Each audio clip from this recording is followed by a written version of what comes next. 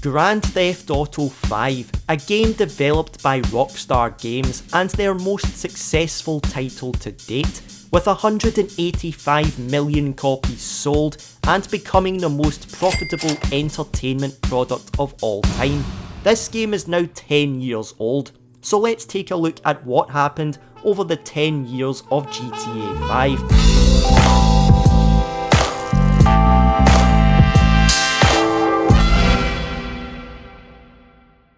Rockstar first announced GTA 5 on October 25th, 2011 via a tweet that simply read #GTA 5 with a link to their site which showed the logo for the game. Naturally, people were excited. Then just over a week later, on November 2nd, we got the first trailer. Why did I move here? I guess it was the weather. Or I don't know, that thing, that magic. The game was originally set to release in spring 2013, but was delayed until September 2013, with Rockstar saying the extra time would allow them to polish the game further. They said, "Trust us, it's worth the wait. GTA 5 is a massively ambitious and complex game, and it simply needs a little more polish to be of the standard we, and more importantly, you require." So fans now had to wait longer to get their hands on GTA 5. But in the meantime, Rockstar would release more trailers.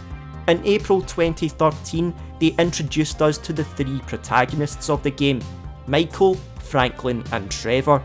Then in July we got the official gameplay video, which not only showed more of Los Santos and Blaine County, but it showcased how the game looks when you're actually playing it, and how you could easily switch between each main character. When not on a mission, the use of 3 lead characters also allow for a touch of voyeurism, as you can drop in at any moment and find out what your new friends have been up to as they go about their days. Jeez, Pop, too much more of that and maybe I won't be dead by 35.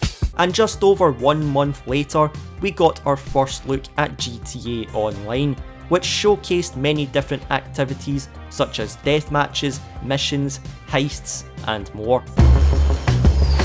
With Grand Theft Auto Online, Rockstar Games is looking to bring the heart of the Grand Theft Auto experience to a living online world with multiple players. Just what you choose to do in that world is up to you.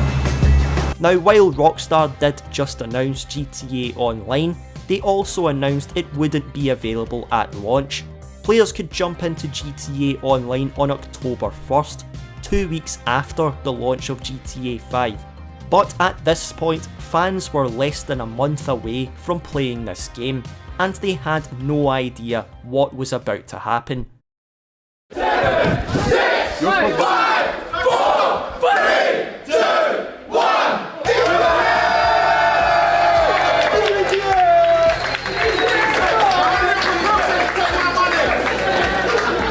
The official release date of Grand Theft Auto 5.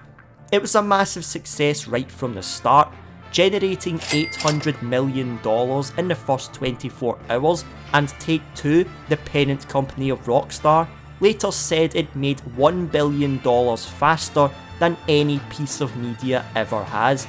Fans were eager to jump into the game. You play as 3 main characters: Michael, Franklin and Trevor.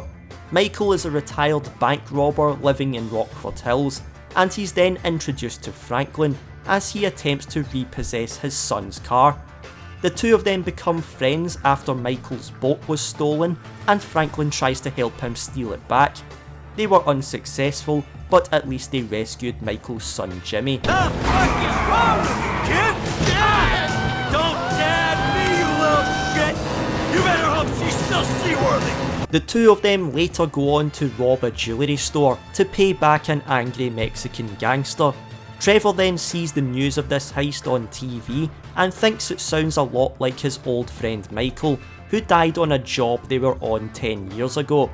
He shows up to Michael's house and finds out he faked his own death and that he's actually alive. One of those fake your own deaths to your best buddy, and then run off with the dough, and then live in a big mansion. Awkward situations.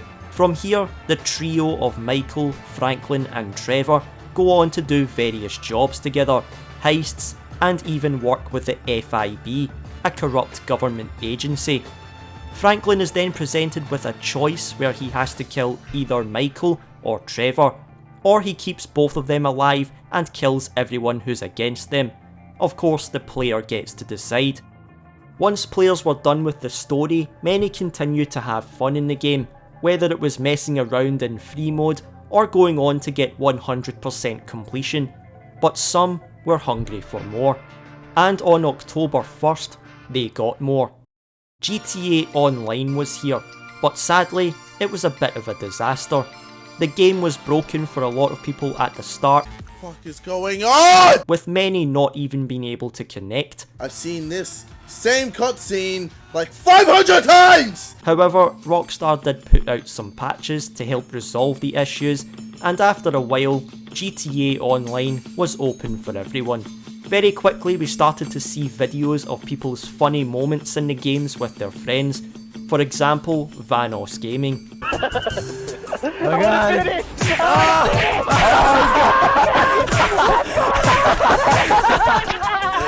Oh my god. There were many features in the original GTA Online that were later removed. Some examples include the mechanic who used to physically bring your cars to you. Now the cars just spawn in. The special crate drops. Some variations of this have been added later, but not like the original ones. And armoured trucks, which have been added back in with a later update. Rockstar didn't hesitate to add more content to GTA Online, as they released a few updates before the end of 2013. The first being the Beach Bum update, which added some new vehicles, weapons, clothing and more. The next update added the content creator to allow players to create their own jobs. Another update added the capture game mode. And the final update for 2013 was of course the Holiday Gifts update, a Christmas themed event which brought snow to Los Santos and Blaine County.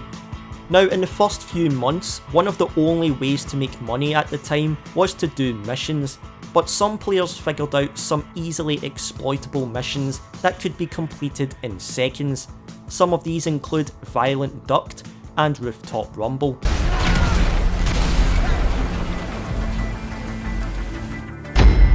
These missions were later nerfed, but there were other exploits people were using to make money.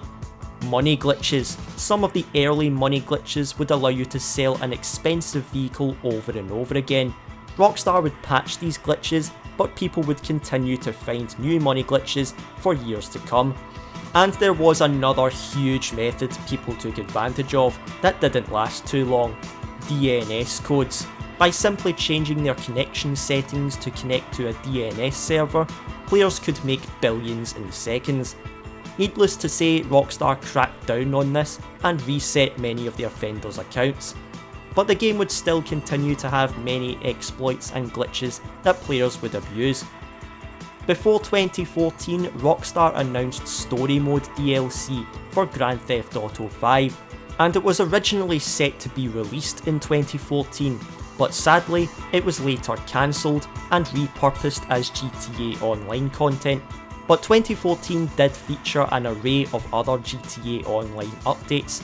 Most of the early updates just featured simple things like new clothing, weapons and vehicles. The first for this year was the Valentine's Day Massacre, which was an old gangster theme featuring clothing, the Roosevelt and a Tommy gun known as the Sweeper. Next up was the Business Update, which was a smaller update. Then it was the High Life Update, a slightly bigger update with new apartments and missions. The game then got a dozen more new missions in the I Am Not a Hipster update, along with 7 new cars. GTA Online celebrated American independence with the Independence Day update, which featured America-themed clothing, the musket, and of course the Liberator. This was for a limited time, but it was reintroduced again the following year. Rockstar then opened the doors to the Flight School. The next update added the Last Team Standing game mode, which went on to be a popular game mode. Good examples are snipers versus stunters, and RPGs vs Insurgents. Then on November 18th, GTA 5 released on PS4 and Xbox One, featuring updated graphics, first person mode, plus other new features. And to close out 2014, there was one more update, the festive surprise. Now we are brought to 2015. This year really stepped things up a notch. One thing many players wanted that was even teased in the original GTA Online trailer was finally here. On March 10th, 2015, the Heists update was released. This introduced 5 heists: the Fleeca Job, Prison Break, Humane Labs Raid, Series A which featured Trevor, and the Pacific Standard heist. Players were excited, and some people later figured out if you bought a garage close to the Pacific Standard Bank, you could use an armoured Kuruma in that heist, making it so much easier. On top of that, a glitch was discovered that would allow you to replay the heist over and over again to make easy money. This would become very common with heists in the future. Then on April 14th, GTA 5 was released on PC, with updated graphics, performance enhancements and more new features. A few months later in June, they released Ill-Gotten Gains Part 1, with Part 2 coming out shortly after. These updates added a ton of new clothing, weapons and vehicles, the most notable being the T-20 and the $10 million gold-plated Luxor Deluxe plane, and the Swift Deluxe helicopter. Ill-Gotten Gains would be the last update on PS3 and Xbox 360. Every new update from here would be on the newer consoles and PC. The next update was the free mode events, which added some mini-games to free mode. Then it was the Lowriders update, which introduced a new garage known as Benny's, plus a bunch of new vehicles with brand new customization options, plus some new missions and more. In October we got the Halloween update, and now from this point GTA Online would get seasonal updates for Valentine's, Independence Day, Halloween and Christmas every year, whether it was a new content update or just a tunable update. Now before the festive surprise update for 2015, there was one more update, and it was huge: executives and other criminals. This update was the beginning of what was to come in GTA Online over the coming years, as you could register as a boss, which would be important for upcoming content.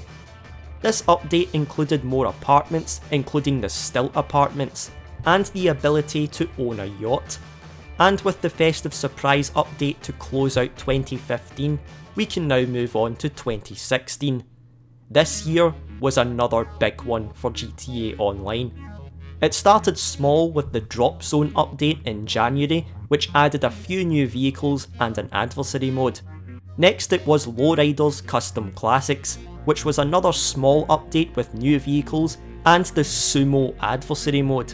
But the next update was a game changer: further adventures in finance and felony. This would allow players to purchase an office, and it introduced a new method to make money: special cargo crates, which went on to become a very popular way for players to grind. This update also added the weapon locker, which was a handy addition to the game. About a month later, Cunning Stunts was released, which added stunt races, new vehicles of course, and premium races. Also, Rockstar later added the Stunt Race Creator. Then in October we got the Bikers update, a biker themed update where you could purchase new bikes, own a clubhouse and run a motorcycle club. But more importantly, this introduced the first ever passive businesses. This would go on to be another very popular way for players to make money, as these would just run in the background while you were away doing other stuff. And we're not finished yet. There was another big update to come this year: Import Export. Now you could own 3 20-car garages inside your office building. You could have a vehicle warehouse to keep the brand new special vehicles, and sell vehicle cargo. 2017 is the year where we saw a bit of a change in GTA Online content. The first thing Rockstar did was patch the armoured Kuruma in the Pacific Standard heist. Then the updates for this year started off with another smaller one that added special vehicle races. But the first substantial update of this year was gun running. With this edition, you could buy a bunker and a plethora of weaponised vehicles. You could also run your bunker as a passive business to make money. This update also added the Mobile Operations Centre, also known as the MOC, which can be used for many things, such as customising your weaponised vehicles, customising weapons, and you can even store personal vehicles inside the MOC. This addition actually made car duplication glitches much easier, and even spawned a bunch of new glitches. Also, a glitch known as Give Cars to Friends, which allows players to trade cars with each other, was made a lot more common thanks to this, and even led to a whole community of players trading modded cars with each other. Rockstar would attempt to put a stop to these glitches, but would never be able to completely get rid of them. Later in the summer, another update was released, Smuggler's Run.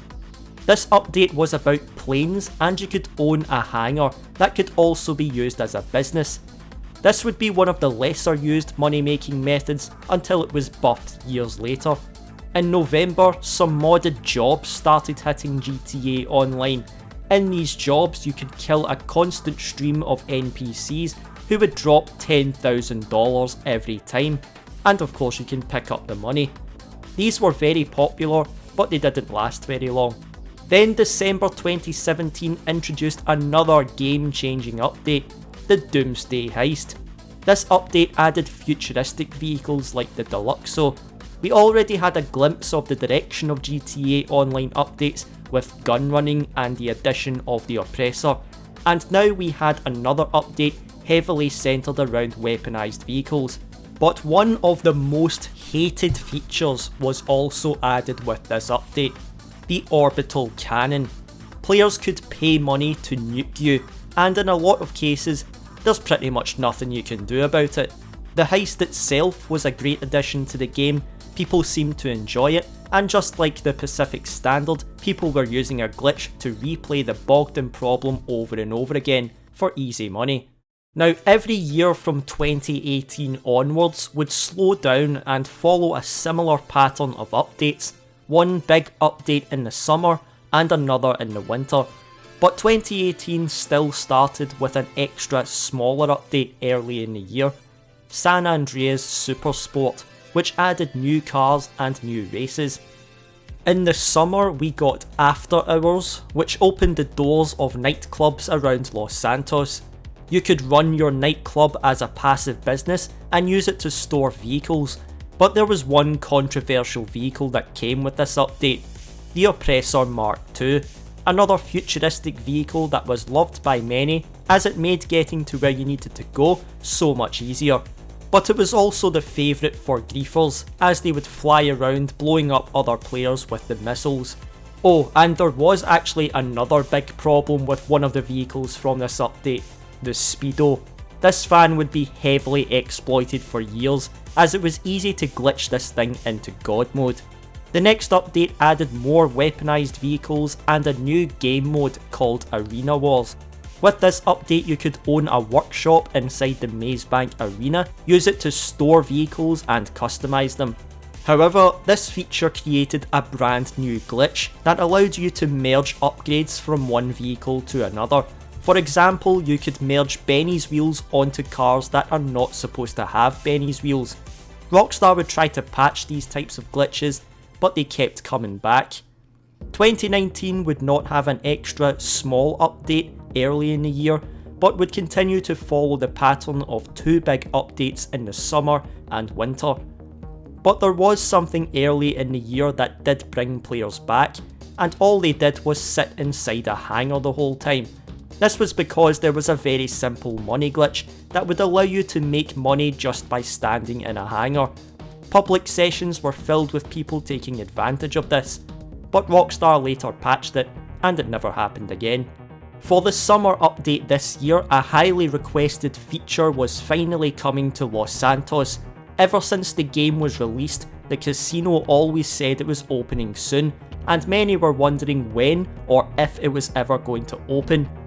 Well, Rockstar started teasing the players with some construction outside the casino, which made it clear what was happening in the next update, and on July 23rd, 2019, the casino had a brand new look and was now called the Diamond Casino and Resort.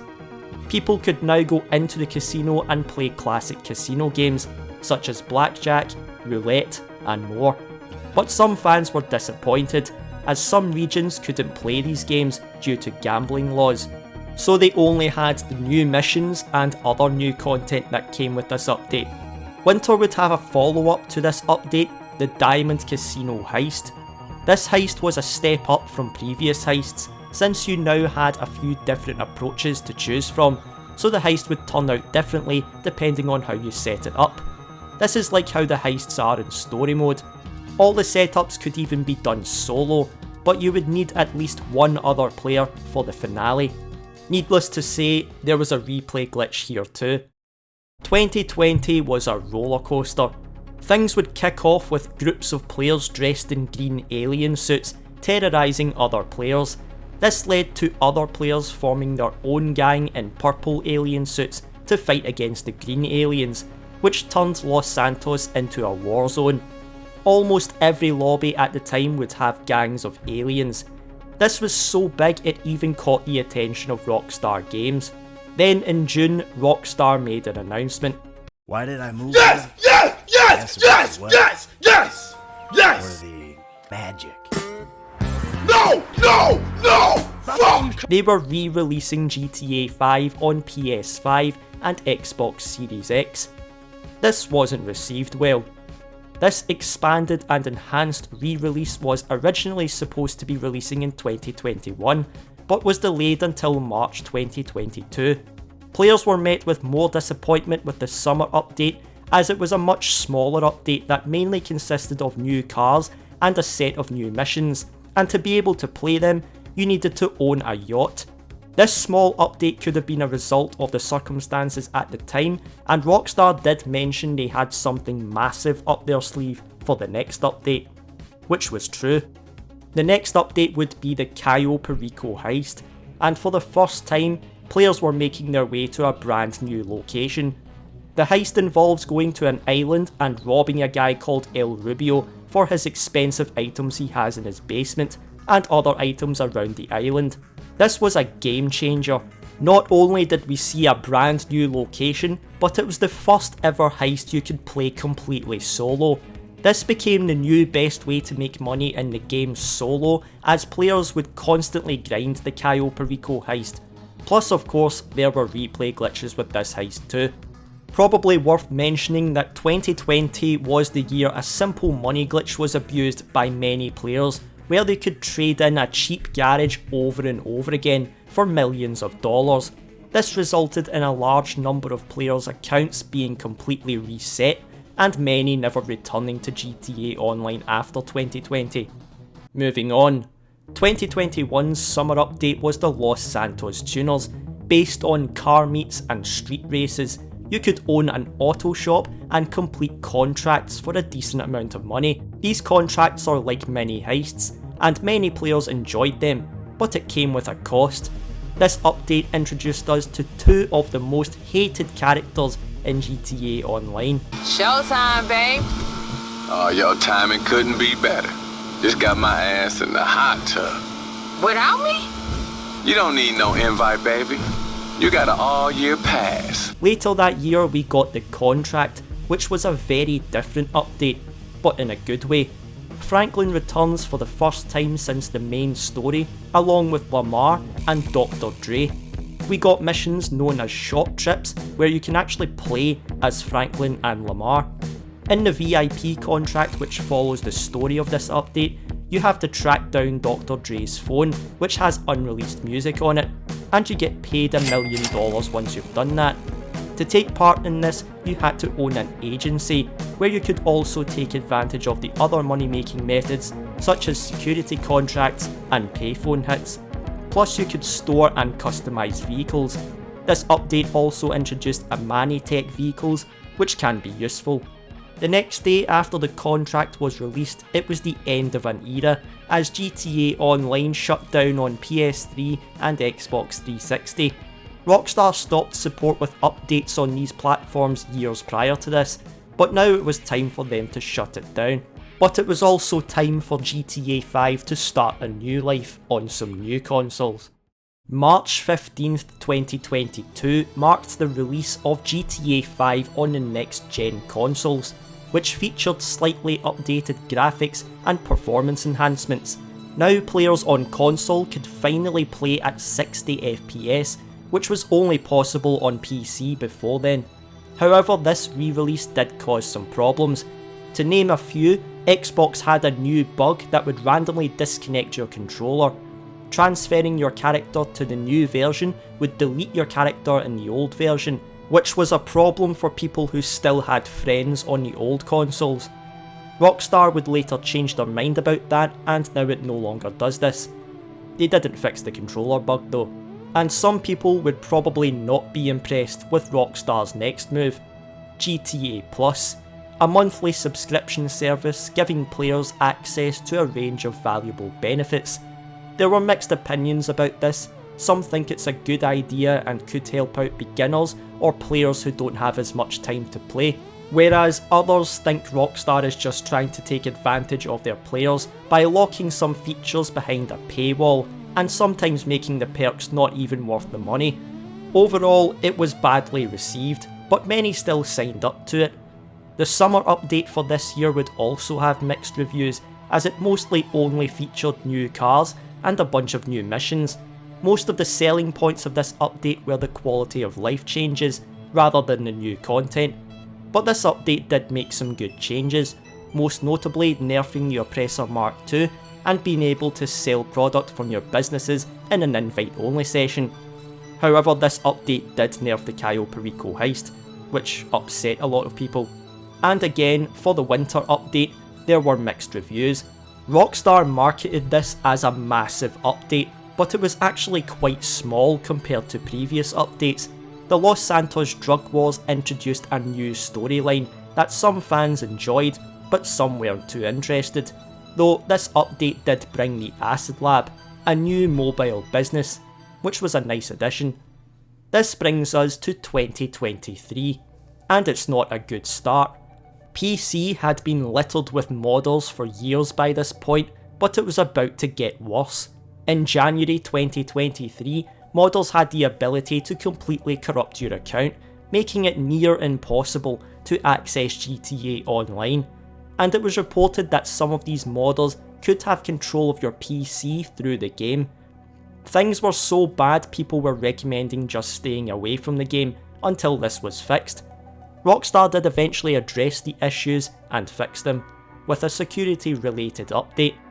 Then for the summer update, it was the San Andreas Mercenaries.